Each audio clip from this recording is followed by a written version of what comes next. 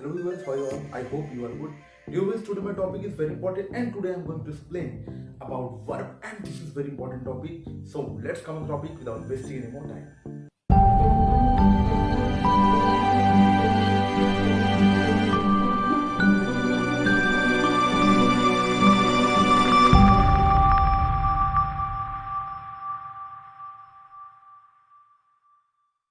Viewers, आज का जो हमारा टॉपिक है बहुत ही जबरदस्त टॉपिक है और बहुत ही इंपॉर्टेंट टॉपिक है जो कि आज हम बात करने वाले हैं वर्ब के बारे में।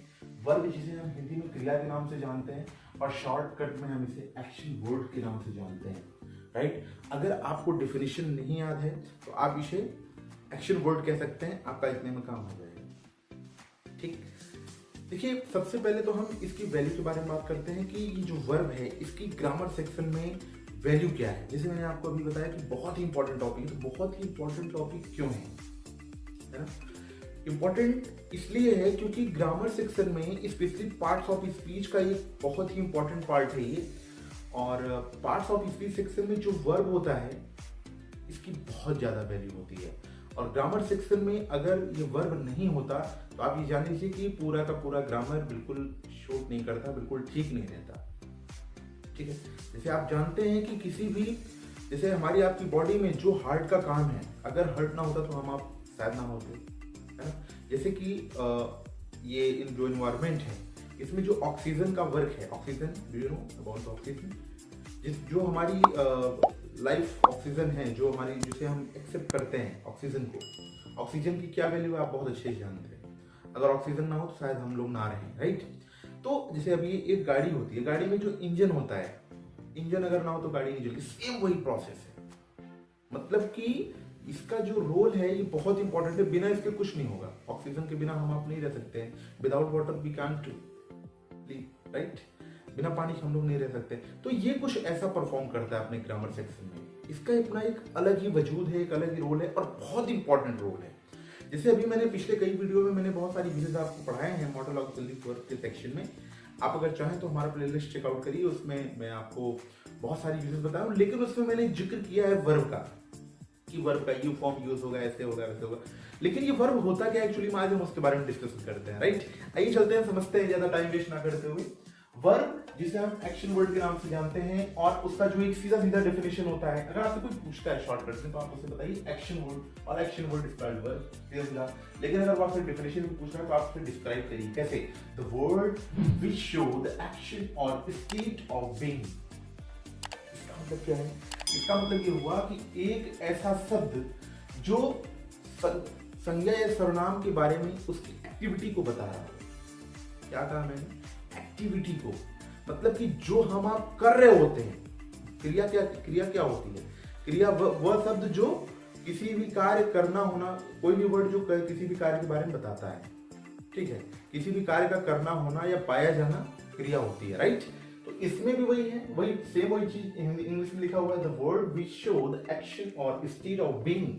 मतलब कि एक ऐसा शब्द जो हमारे वर्क के बारे में, हमारे एक्शन के बारे में बता रहा होता है, वो वर्ब होता है। अब आप समझ गए होंगे कि मैं क्या कहना चाह रहा हूं। मैंने इसको इंपॉर्टेंट क्यों बोला, ग्रामर सेक्शन में इसकी वैल्यू क्या है, अब समझ में आया। क्योंकि हम आप मॉर्निंग से लेकर के इवनिंग तक, इवन नाइट में भी हमारी आपकी जो हरकतें हैं वो कुछ न कुछ हम लोग करते रहते हैं, है ना। अब जैसे हम लोग सो रहे हैं, तो अगर हम सो रहे हैं तो हम क्या कर रहे हैं?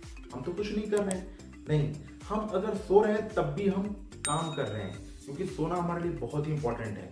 और सोने के साथ साथ हमारी बॉडी की जो अदर चीजें हैं, जो हमारे सेंस ऑर्गन्स हैं, आप जानते हैं ना 5 सेंस ऑर्गन्स, वो भी अपना काम करते रहते हैं। तो जो भी वर्क हो रहा है, चाहे आप सो रहे हो, खा रहे हो, पीट रहे हो, कुछ भी कर रहे हो, वो वर्ब है, ठीक है। जो भी हमारी बॉडी के द्वारा जो भी काम किया जा रहा है वो वर्ब है। जैसे अभी मैं आपको पढ़ा रहा हूँ, आप वीडियो देख रहे हैं, तो मैं पढ़ा रहा हूँ, ये मेरा वर्ब हुआ। आप वीडियो देख रहे हैं, ये भी वर्ब हुआ, राइट। आप इंटरटेन कर रहे हैं, ये भी वर्ब हुआ। मजा आ रहा है आपको, ये भी वर्ब हुआ, राइट।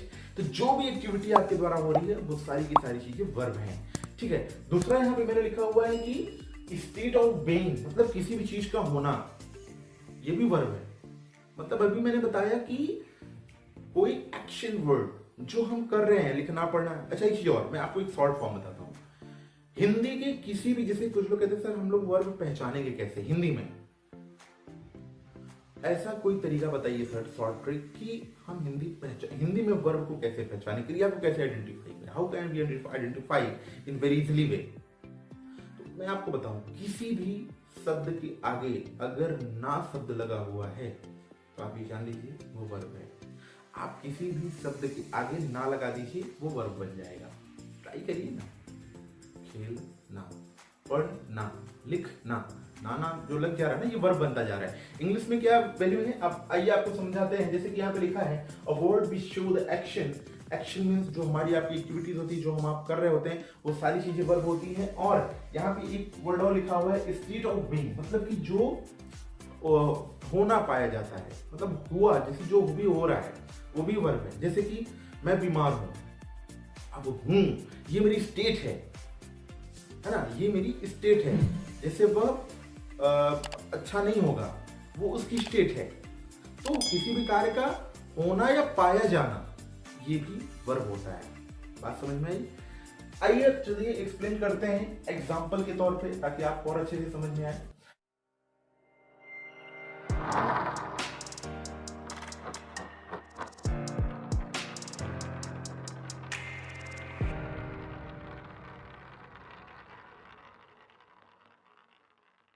जैसे कि प्ले हो गया, प्ले मीन्स खेलना, जानते हैं आप। उसके बाद रन,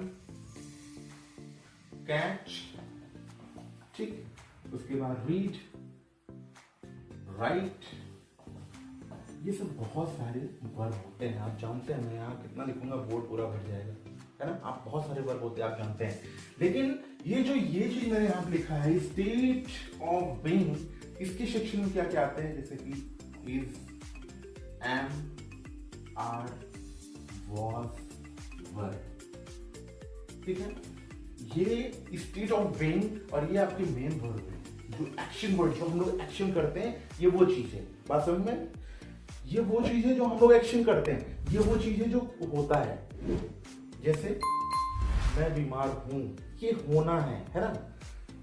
मैं अपने लिए हूं, ये सब का मतलब होगा, ये तो सेंस में आता है ना। जैसे तुम अच्छे हो, है ना, तो ये स्टेट को रिप्रेजेंट कर रहा है, स्टेट के बारे में बता रहा है, तो ये वो चीज होगी। अब मैटर ये आता है कि जैसे आप ये समझ पा रहे होंगे कि वर्ब जो है किसी भी कार्य का करना होना वर्ब होता है। आई होप कि आपको समझ में आ रहा होगा। वीडियो अच्छी लग रही है, लाइक करिए और अपना एक प्यारा सा कमेंट जरूर मेंशन करें। समझते हैं। जैसे कि मैंने यहाँ पे लिखा है play, run, catch, read, right, it बहुत सारे वर्ड होते हैं जो भी हमारी आपकी बॉडी जितने वर्क करती है सारे वर्ब हैं। वर्ब का कंपटीशन भी होता है, आप जानते हैं। कहीं कहीं वर्ब के जो स्कूल में भी कंपटीशन होता है कि आप कितना वर्ब लिख सकते हो। तो हमारी आपकी बॉडी जितना वर्क करती है, जितना इस दुनिया में काम हो रहा है, सब के सब वर्ब है। और सबका अपना अपना वर्ड जो इंग्लिश में है वो बना भी हुआ है। ऐसा नहीं है कि कोई ऐसा वर्ड हो जिसका वर्ब नहीं बना, सबका अपना अपना एक वर्ड बना हुआ है और वो सारे वर्ब होते हैं, राइट। अब मैटर आता है कि इसके जो स्पेशली काइंड्स होते हैं, काइंड्स की बहुत इंपॉर्टेंट रोल होता है। There are two kinds of verb, there are two kinds of verb, है ना। अभी आप कहेंगे सर आप टू काइंड्स की बात कर रहे हैं, मैंने तो बहुत सारे सुने हुए हैं। यस, आपने बहुत सारे सुने होंगे, लेकिन what I have to say that in this video will give you something different, okay, and you will be amazing. This channel is very amazing for you, okay। आइए समझाते हैं। देखिए होता क्या है कि जो हमारे वर्ब होते हैं ना, ये जो आप देख रहे हैं ये सब वर्ब ही तो है। ये भी वर्ब है, ये भी वर्ब है। ये ऐसे वर्ब है जो किसी कार्य को होने के बारे में बताते हैं। ये वो वर्ब है जो एक्शन करते हैं हम लोग, एक्शन वर्ब हो गया। ये एक्शन वर्ड हो गया किसी कार्य का होना पाया जाना, ये वो वर्ड हो गया, ठीक है। जैसे मैं बीमार हूँ, मैं अमीर हूँ, मैं गरीब हूँ, ये मेरी स्टेट है, ये उस पे हो गया, ठीक है। और ये मेरा एक्शन वर्ड हो गया। अब यहाँ पे मैटर ये आ रहा है कि there are two kinds of verb. Verb जो होते हैं कितने काइंड्स होते हैं? दो, ठीक। अब दो कौन कौन से होते हैं? एक होता है पहला ट्रांजिटिव वर्ब, जिसे हम सकर्मक क्रिया कहते हैं। सकर्मक क्रिया, और दूसरा होता है इंट्रांजिटिव वर्ब, जिसका मीन्स होता है अकर्मक क्रिया। अच्छा, एक चीज और है, जैसे कि आप लोग जानते होंगे, मैंने पिछले कई वीडियो में आप लोगों को एक्सप्लेन किया हुआ है कि सबसे पहले आप सब्जेक्ट लगाएंगे, फिर वर्ब लगाएंगे, फिर ऑब्जेक्ट लगाएंगे। जानते हैं आप ये चीज? तो सब्जेक्ट और ऑब्जेक्ट तो आपको समझ में आता है। जो सब्जेक्ट होता है वो नाउन या प्रोनाउन होता है, कोई भी ऑब्जेक्ट क्या होता है वो भी नाउन या प्रोनाउन होता है, लेकिन वर्ब क्या होता है वो आज आपके सामने है। ठीक है ना? आइए, अब यहाँ पे मैटर ये आ रहा है कि ट्रांजिटिव वर्ब और इंट्रांजिटिव वर्ब क्या है। अब हम इसे कैसे समझे? बहुत कंफ्यूजन हो जाता है कभी कभार। ये ट्रांजिटिव और इंट्रांजिटिव वर्ब समझने में बहुत कंफ्यूजन होता है। आइए समझाते हैं बड़े इजीली वे में। ट्रांजिटिव वर्ब क्या होता है? इसे जो है ऑब्जेक्ट की रिक्वायरमेंट होती है। यहाँ पे मैं शॉर्ट में लिखूंगा नीड टू ऑब्जेक्ट। ठीक है, नीड टू ऑब्जेक्ट, और यहां पे होगा डिडंट मतलब नहीं यूज, जरूरत नहीं, नो नीड, नीडेंट। हाँ, यहां पे आकर देंगे नीडेंट, जहां पे जरूरत नहीं है और वहां पे नीड है। मतलब कि अब इससे ये ऑब्जेक्ट क्या होता है? जैसे मैंने कहा कि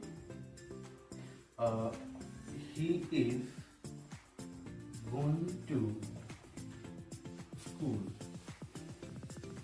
अब ध्यान दीजिए, अब जैसे मैं आपसे कहूं कि इसमें वर्ब कहाँ है, आप बताइए। आप बता लेंगे सर ये वर्ब, क्योंकि ये एक्शन हो रहा है, यही एक्शन वर्ड है, राइट? आप ये बता लेंगे।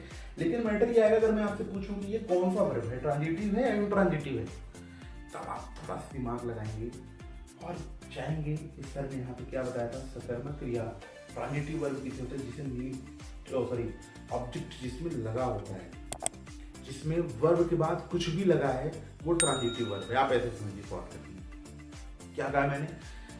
जिस वर्ब के बाद, जिस सेंटेंस में वर्ब के बाद कुछ भी लगा हुआ है, कोई भी वर्ड लगा हुआ है, वो ट्रांजिटिव वर्ब होता है। और किसी भी वर्ब में, किसी भी सेंटेंस में वर्ब के बाद अगर कुछ नहीं लगा हुआ है तो वो इंट्रांजिटिव है। It means, I mean to say that, अगर किसी सेंटेंस में वर्ब के बाद ऑब्जेक्ट की जरूरत पड़ती है तो वह ट्रांजिटिव वर्ब है। किसी सेंटेंस में वर्ब के बाद वर्ब को ऑब्जेक्ट की जरूरत नहीं पड़ती है, वो इंट्रांजिटिव है। आपको समझ में आ गया होगा? ठीक है। और अभी तक अगर आप लोग चैनल को सब्सक्राइब नहीं किए तो चैनल को सब्सक्राइब करिए और बेल आइकन बजाइए, ताकि ऐसे informative video every Sunday morning में आपको जरूर मिले। ठीक है, और सबसे पहले मेरी इंपॉर्टेंट बात ये, आप कहीं पीछे ना रह जाएं, है ना? आइए समझते हैं। तो यहाँ पे देखिए, he is going to school, ये क्या है? स्कूल क्या है? ऑब्जेक्ट है। और हमारा ये क्या है? ये वर्ब है। तो वर्ब के बाद यहाँ पे ऑब्जेक्ट की जरूरत पड़ी इसको, तो ये आपका क्या हो गया?